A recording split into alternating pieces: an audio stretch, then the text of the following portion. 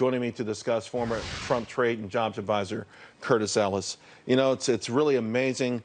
This survey that came out yesterday from ISM is amazing. Just phenomenal stuff. No one talked about it because there was so much other news.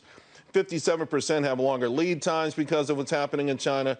44% say they don't have a plan in place right now to address these kind of disruptions. 6 out of 10 are expecting delays in their orders from China.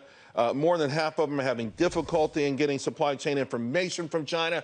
You sent all of these jobs to China to save pennies, and now your business is losing billions. Right, and they claim it's more efficient. Yeah. It's more efficient. Well, I'll tell you what, there's an old maxim: a chain is only as strong as its weakest link. And we see how weak the link of China is. And there's another saying: you get what you pay for. So right. sometimes there ain't no free lunch. Yeah, that weak link might be made of pewter. It looks great. It looked fantastic. And you had to wonder, why the heck are they giving us all this stuff for free or for almost nothing? They didn't ask because it was helping the bottom line. And it was to drive American industry into bankruptcy, weaken us as a nation, weaken us economically. They are conducting full spectrum warfare.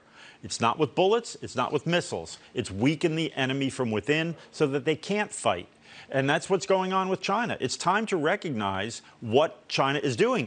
They have told us what they're doing. They want to replace America as the world's economic and military superpower. And it's interesting, look back at all the people who filed complaints when President Trump put tariffs in.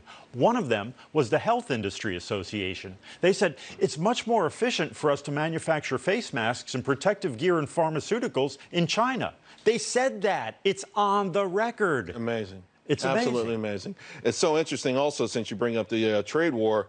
Here's a quote. We are seeing that organizations that diversified their supplier base after experiencing tariff impacts are potentially more equipped to address the effects of COVID-19 on their supply chains. So those folks who said, okay, we're going to make moves because of the tariffs, actually are doing better than those other companies that stayed entrenched in China. That's right. I don't want to say I told you so, but... But so there's a lesson to be learned here that you got to wonder how big business, will they embrace it when this is all over? Well, I sure hope so. And part of it is the consolidation of industries. We saw that Chinese pharmaceutical companies bought American companies and moved them to China as well. So big business better wake up. Look, we can afford this. We're told service economy, very small part of our economy is manufacturing. Well, if it's such a small part, what if we pay a little bit more to actually employ Americans making these things? It shouldn't affect the economy because most of the economy is in services. Yeah, and we talk about the importance of having oil pumped in this country, the fracking miracle, the independence that it gives us in so many ways. We might want to look at other industries in the same way.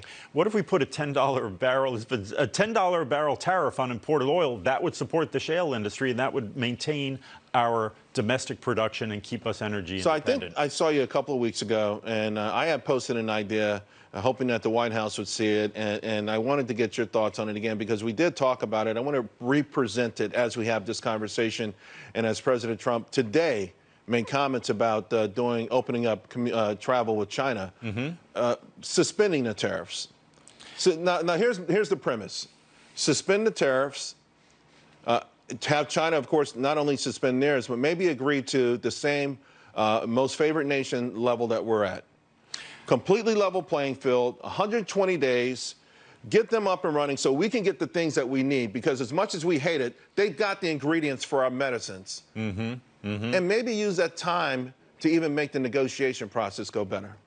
Well, we did remove tariffs against China back in 2000, 20 years ago, on the premise that they would become... right in this space and time, with a limited amount of time, understanding the gesture to the rest of the world, the gesture to China, getting our stuff in perhaps a little bit sooner. We need those face masks now. We know we made a mistake, but we need them now.